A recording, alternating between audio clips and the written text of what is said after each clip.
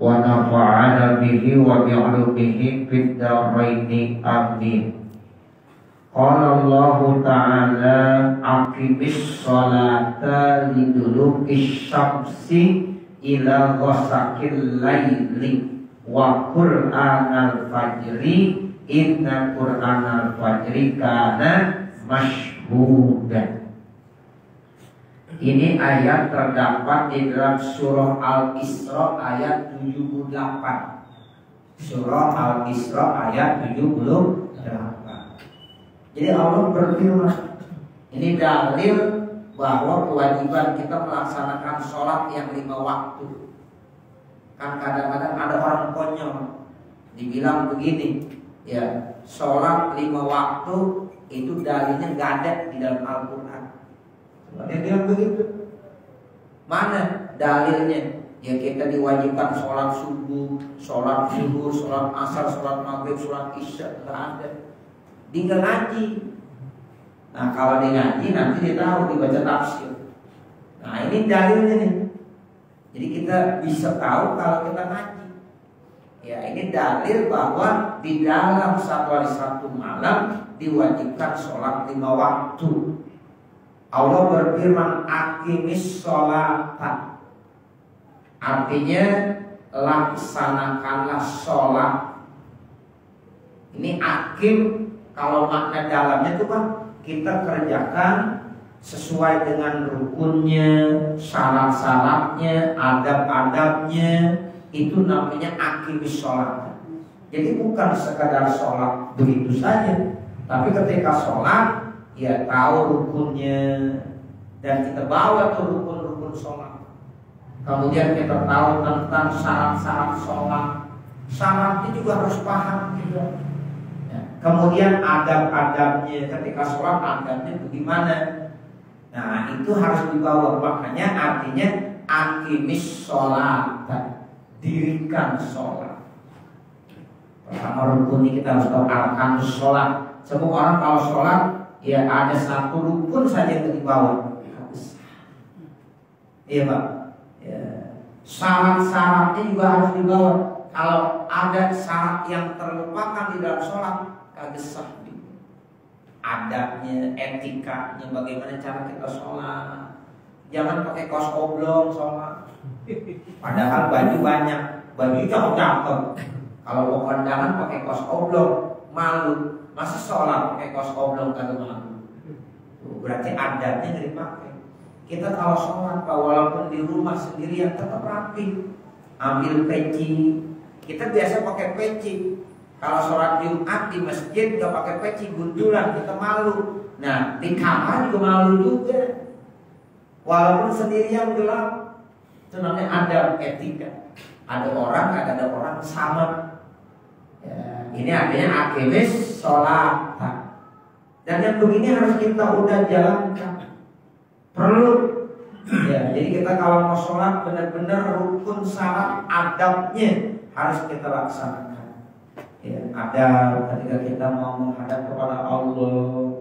Sebab orang sholat itu kan mau menghadap Allah. Nah adabnya kalau diperhatiin ya, tuh seperti itu. Yang rapi. Ya tuh. Namanya aqimis sholat.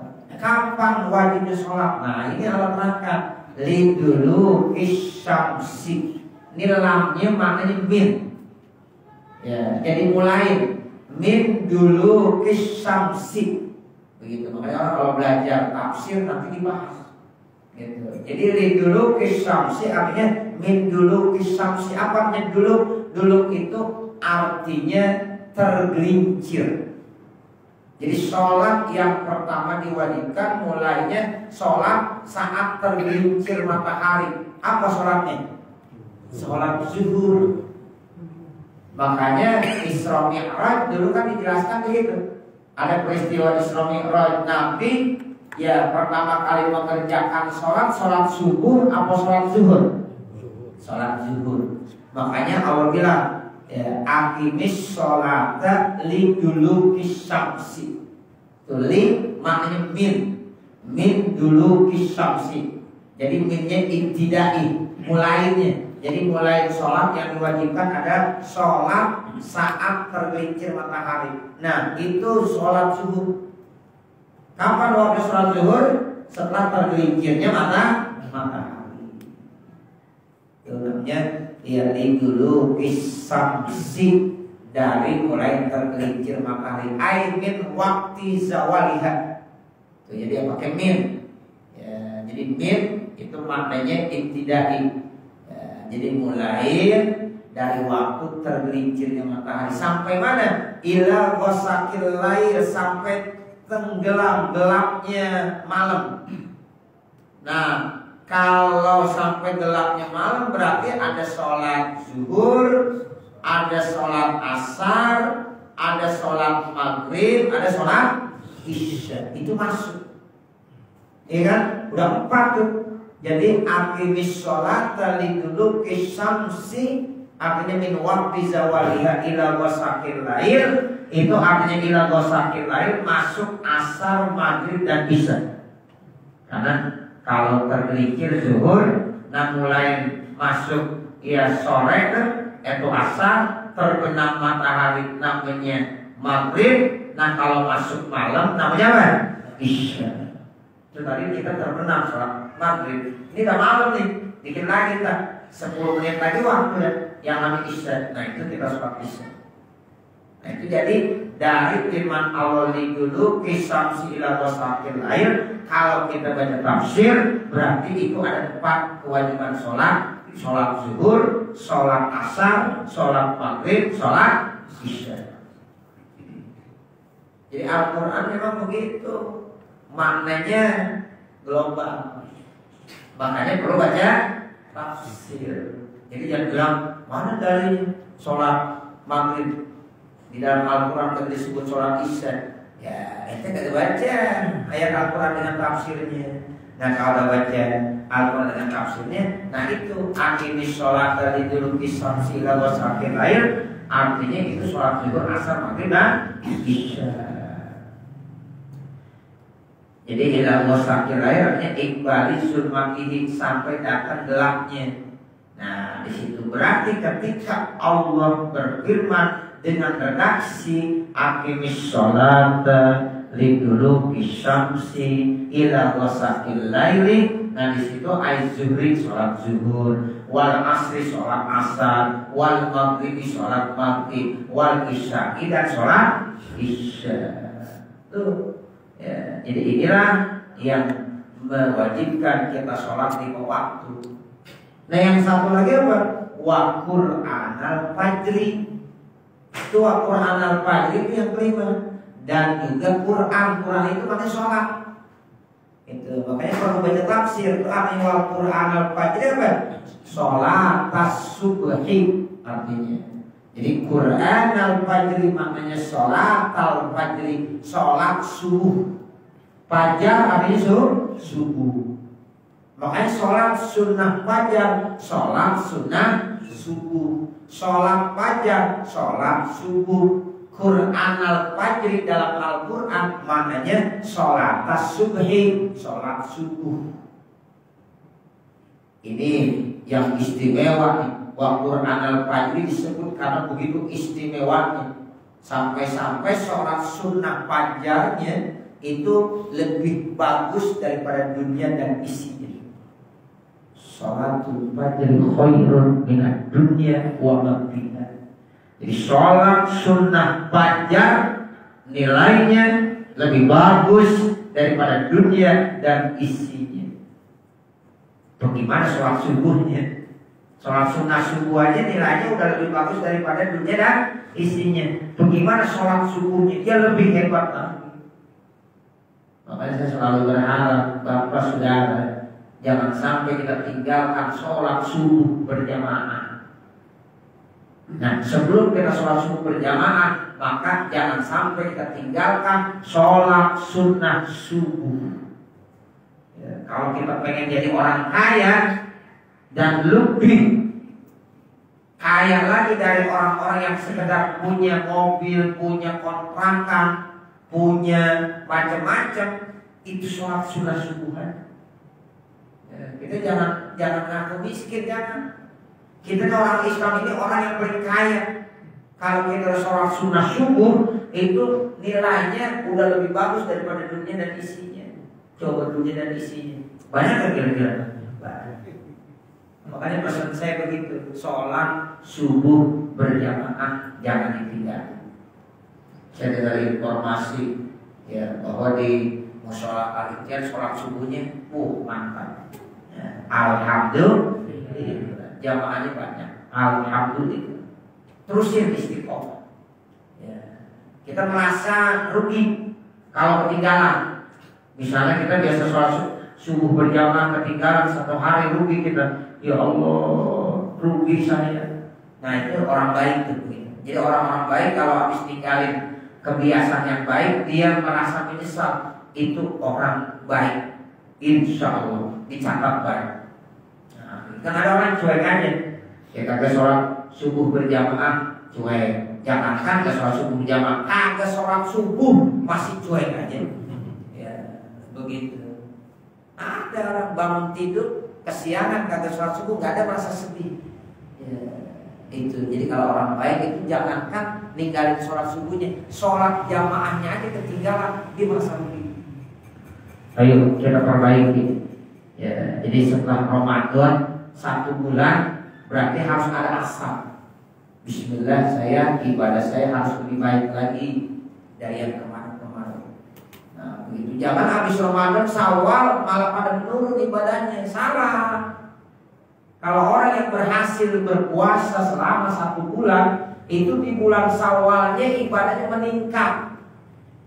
Saya ulangi, orang yang berhasil puasa Ramadan, cirinya di bulan Syawal ibadahnya semakin meningkat. Rajin ibadahnya, ngajinya rajin, sholat jamaahnya rajin, itu ciri. Oh berarti nih orang ini berhasil puasa. Kan kita puasa itu sama seperti lagi di pondok pesantren ini. Selama 1 bulan kita udah pondok kemarin. Hasil pondoknya sekarang. Ya begitu. Nah makanya ayo kita istiqomah, ibadah. Terus apalagi nanti umur, ya Allah kita gak lama Bapak. Sudah hidup di dunia itu gak lama. Suatu saat kita akan pulang. Nah kalau kita udah diisi dengan amal-amal baik, untung kita. Kekayaan sudah menjadikan yaitu modal buat nanti di akhirat. Banyak orang-orang yang gara-gara kaya akhirnya jauh dari Allah. Ya, setelah dia meninggal dunia ditinggalin, nyesel dia. Yang enak kaya rajin ibadah. Tuh, itu paling enak itu. Ini udah susah kalau mau ibadah. Hidup di dunia udah susah, ibadah gak mau, double berarti.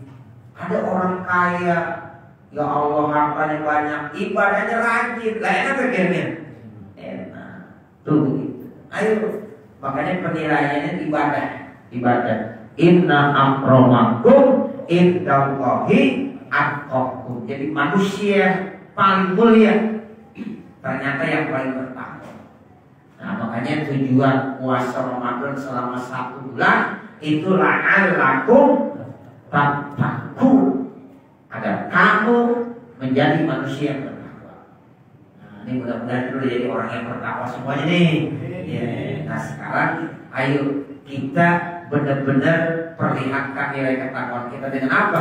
Semakin meningkat, ya dekat kita kepada Allah. Ya, nah caranya seperti itu. Jadi di sini dibilang wa Qur'anal fajri, itu artinya sholat subuh. Kan pasti pada dia. Jadi tadi 4, zuhur, asar, maghrib, isya. Nah wa Qur'anal fajri sama sholat subuh. Berarti itu yang diwajibkan oleh Allah sehari semalam kita. Ya, jadi kita tuh nggak boleh tinggalin. Nggak ada uzur dah yang harus sholat harus dan wajib kita kerjakan. Ya, jelas-jelas ini dikatakan aqimis sholata liduluki syamsi ila ghasaqil lail wa Qur'anal fajr. Kemudian Allah jelaskan lagi keutamaan sholat subuh. Inna Qur'anal fajri kana masyhuda. Artinya sesungguhnya sholat subuh kana masyhuda, itu ada sholat yang disaksikan. Artinya disaksikan oleh siapa?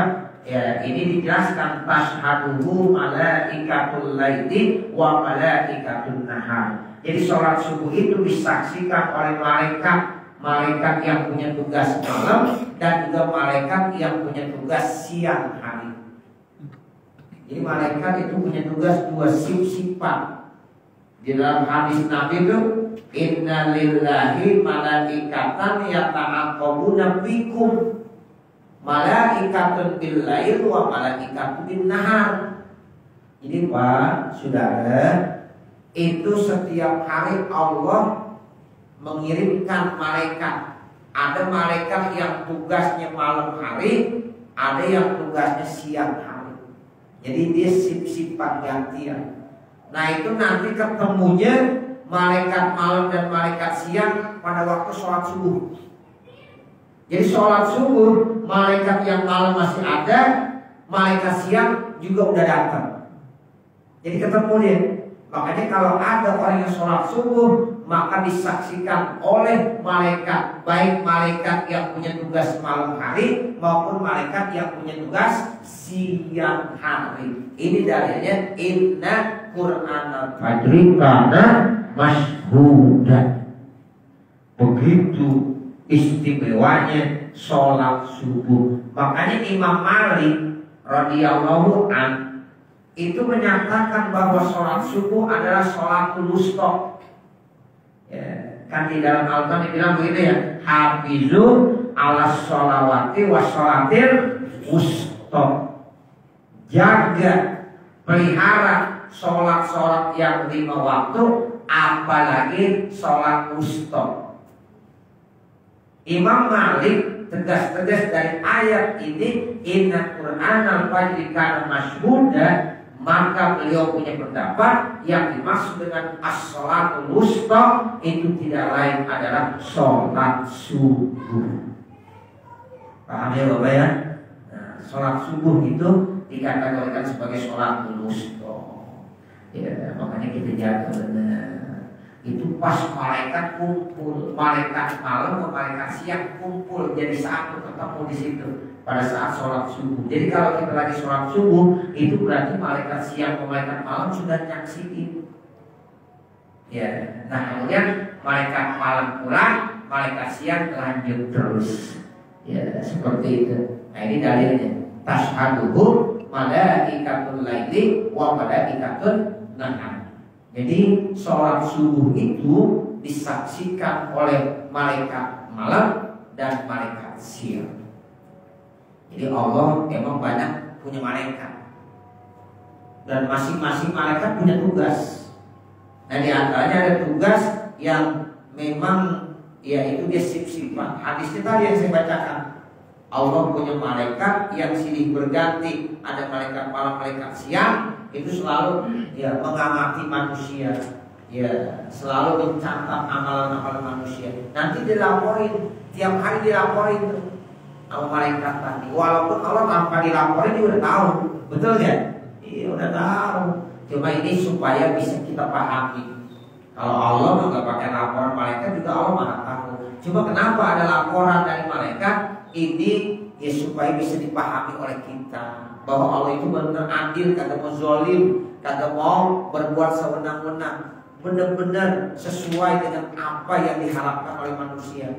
Ya kalau kita kan perlu ada catatannya, dicatat sama Allah, dilaporin tuh, malaikat mencatat, laporin sama Allah, malaikat catat, laporin sama Allah. Itu setiap hari ada malaikat yang bertugas mencatat siang hari dan ada yang malam hari. Jadi amalan kita di siang dan malam semuanya ada catatannya dan dilaporin tiap hari, dilaporin. Nah, seperti itu. Nah, ini yang dimaksud wa apa? Ya inna Qur'anal fajri kana masyhuda. Wa minal laili, dan di sebagian malam fatahajjat, artinya fatahajjat wasolli. Kalau kata kita sholat tahajud. Jadi fatahajjat artinya wasolli, maka sholat di sebagian malam kita disuruh sholat. Sholat tahajud itu artinya sholat sunnah bagi kita umat Nabi Muhammad. Namun bagi Nabi Muhammad itu wajib. Ya, jadi Nabi Muhammad sholat tahajud itu wajib. Tapi kalau buat kita umatnya hanya apa? Sunnah. Ini yang dimaksud wa minal laili fatahajjat fasholli bihi, maka sholat bihi bil Quran nafilatan lak, artinya faridatan zaidatan laka duna umatika. Jadi sholat tahajud itu hukumnya sebagai fardu dan tambahan bagi engkau wahai Nabi Muhammad, tetapi tidak bagi umat kamu. Jadi kalau buat Nabi Muhammad sholat tahajud hukumnya wajib, tapi bagi kita hukumnya nafilah sunnah. Makanya kalau kita melaksanakan sholat tahajud itu masya Allah istimewa. Ya. Mana istimewanya? Ya, di sini dibilang orang-orang melaksanakan sholat tahajud di dalam tafsir ini bilang tuh ya asa ayyam asaka yuki maka rabbuka bil akhirati maqamam mahmuda. Ya, semoga nanti Allah akan tempatkan kamu ya di akhirat tempat yang terpuji. Jadi Nabi Muhammad dijanjikan sholat tahajud wajib bagi kamu wahai Nabi Muhammad, silakan kerjakan, nanti akan dikasih posisi yang sangat istimewa. Begitu juga kepada umatnya. Ya, umat Nabi Muhammad kita sholat tahajud hukumnya sunnah, tapi sangat ditekankan kalau bisa kerjain sholat tahajud walaupun cuma 2 rakaat. Insya Allah orang yang rajin melaksanakan sholat tahajud dijanjikan oleh Allah nanti akan diberikan maqam mahmudah, kedudukan yang sangat istimewa. Makanya banyak orang-orang yang sukses hidupnya ternyata dia rajin tahajud. Termasuk tahajud itu terapi obat, terapi penyakit, terapi berbagai macam obat atau penyakit-penyakit. Ya, itu termasuk tahajud. Ya, makanya rajin kita tahajud. Ya, dulu kalau Ramadan kita jam 3 udah bangun, jam 3:30 udah bangun, kita bisa tahajud. Nah sekarang bulan Syawal jangan sampai lupa. Ya, saya bulan Syawal kesiangan dulu. Ya, tetap jam 4 bangun udah. Jam 4 bangun tahajud, 2 rakaat, tambahin lagi, silakan. Ya, sampai subuh kita sholat subuh berjamaah. Jadi ini ya sholat tahajud begitu istimewa karena Allah bilang kalau ada manusia yang rajin istiqomah sholat tahajud nanti akan dijanjikan akan mendapatkan maqam mahmudah. Jadi maqam mahmudah ini bukan hanya Nabi Muhammad dikasih, umatnya juga dikasih. Tuh, jadi bukan hanya untuk Nabi Muhammad, kalau umat Nabi Muhammad rajin sholat tahajudnya, mudah-mudahan nanti akan diberikan maqam mahmudah. Tuh, kedudukan yang sangat istimewa. Di dunia itu udah dikasih sama Allah, apalagi di akhirat. Tuh, banyak makanya saya bilang orang-orang yang sukses hidupnya, tetapi ya ketika ditanya kuncinya rajin tahajud, rajin tahajud, sholat tahajud. Akhirnya doa-doanya dikabul, diijabah oleh Allah. Kita kalau lagi punya masalah tahajud dan tahajud, minta Allah, minta pertolongan. Udah nggak ada jalan lain kecuali mintanya sama Allah. Masya Allahu kana wa man lam yasha lam yakun. Apa yang Allah kehendaki akan terjadi. Kalau Allah tidak kehendaki tidak akan terjadi. Jadi berbagai macam masalah yang kita hadapi selama kita hidup di dunia ini, jalan keluarnya hanya apa? Kepada Allah. Salah satunya tahajud. Di tahajud itu kita curhat sama Allah, curhat sama Allah. Mudah-mudahan Allah kasih yang terbaik. Dan itu merasa lega hati kita, senang akhirnya. Makanya ya ini solusi yang terbaik, curhat sama Allah Subhanahu wa ta'ala. Ya. Jadi asa ayyab'atsaka yuki maka rabbuka, ya semoga Allah nanti akan memposisikan kamu ya bil akhirat, di akhirat maqam mahmudah, satu maqam yang sangat terpuji, satu posisi yang istimewa. Yuhbiduka bihil awwalun wal akhirun, yang dapat dipuji kamu oleh orang yang pertama dan orang yang terakhir. Wa huwa maqamus syafa'ati, yaitu posisinya maqamus syafa'ah. Jadi kalau Nabi Muhammad maqam mahmudah itu maksudnya syafa'ah, dikasih pertolongan, ikhfasil qadar, ikhfasil qadar. Semua nabi-nabi nanti nyari Nabi Muhammad, apalagi kita.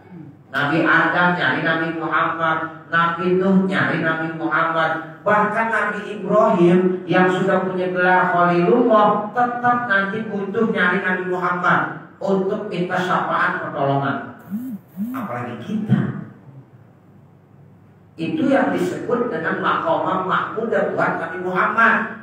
Jadi Nabi Muhammad dikasih satu syafaat, kedudukan di mana dia bisa memberikan pertolongan kepada semua manusia, termasuk nabi-nabi yang sudah hidup lebih dulu. Masya Allah, begitu istimewa Rasulullah Sallallahu Alaihi Wasallam. Itulah yang dimaksud asa ayyaba'asaka rabbuka maqaman mahmudah. Dan nanti baru wanazala. Di awal tuh boleh banyak-banyak dulu ya. Cukup ya. Nanti baru wanazala ya, lamma amara bil hijrah. Ya mudah-mudahan dengan sebab kita hadir majlis ilmu, Allah sehatkan badan kita. Ya yang lagi sakit mudah-mudahan diangkat penyakitnya oleh Allah Subhanahu wa taala. Yang lagi banyak permasalahan problem, mudah-mudahan Allah kasih solusinya. Ya, dan mudah-mudahan segala apa yang kita cita-citakan, kita niatkan dikabul oleh Allah Subhanahu wa taala. Amin. Ya rabbal alamin. Al-Fatihah. A'udzubillahi minasyaitonir Bismillahirrahmanirrahim. Alhamdulillahi rabbil alamin. Ar-Rahmanir Rahim. Maliki yaumiddin. Iyyaka na'budu wa iyyaka nasta'in. Ihdinas siratal mustaqim, siratal ladzina an'amta 'alaihim ghairil maghdubi 'alaihim waladdallin. Rabbighfirli wa liwalidayya. Amin. Kita baca Fatihah sekali lagi. Kita tunjukkan buat semua orang-orang tua kita. Kita ingat benar dulu, masih banyak orang-orang tua kita, guru-guru kita ya, khususnya yang membimbing kita di Mushola Al-Ittihad ini. Ya, termasuk orang-orang tua kita juga yang dulunya aktif hadir di Mushola Al-Ittihad ini. Saya tidak bacakan namanya satu persatu, Allah yang lebih tahu. Kita baca Fatihah, kita baca Fatihah buat mereka semuanya. Mudah-mudahan Allah ya berikan satu ganjaran pahala yang sangat besar buat mereka semuanya. Mudah-mudahan segala amal ibadah diterima oleh Allah, dan manakala ada kesalahan, ada kekurangannya, mudah-mudahan diampunkan oleh Allah. Dengan wasilah kita baca Fatihah, mudah-mudahan Allah tempatkan mereka di tempat yang terbaik. Allah jadikan kuburnya menjadi raudhah min riyadil jannah. Sayyidina lahumul Fatihah. A'udzu billahi minasyaitonir rajim. Bismillahirrahmanirrahim. Alhamdulillahi rabbil alamin. Ar-Rahmanir Rahim. Maliki yaumiddin. Iyyaka na'budu wa iyyaka nasta'in. Ihdinas siratal mustaqim, siratal ladzina an'amta 'alaihim ghairil maghdubi 'alaihim waladdallin. Rabbighfirli wa liwalidayya. Amin. Bismillahirrahmanirrahim. Alhamdulillahi rabbil alamin. Hamdan yuwafi ni'amahu wa yukafi mazidah. Ya Rabbana lakal hamdu wa lakal syukru kama yanbaghi li jalali wajhikal karim wa li'azimi sultanik. Subhanaka la nuhsi thana'an 'alaika kama athnayta 'ala nafsik, walakal hamdu hatta tarda. Allahumma shalli 'ala sayyidina Muhammadin wa 'ala ali sayyidina Muhammad. Allahumma shalli 'ala sayyidina Muhammadin al-Fatih lima ughliq wal khatim lima sabaq, nasiril haqqil haqq wal hadi ila siratikal mustaqim, wa ala alihi haqqa qadrihi wa miqdarihi al-azim. Allahumma Allahumma inna nas'aluka ridhaka wal jannah wa na'udzubika min sakhatika wan nar. Allahumma shrah lana sudurana wa yassir lana umurana warham amwatana washfi mardana waqdi hawaijana wahdim bisolihati a'malana birahmatika ya arhamar rahimin. Rabbana atina fid dunya hasanah wa fil akhirati hasanah wa qina adzabannar. Wa sallallahu ala sayyidina Muhammadin wa ala alihi wa sahbihi wa sallam. Walhamdulillahi rabbil alamin. Wassalamualaikum warahmatullahi wabarakatuh.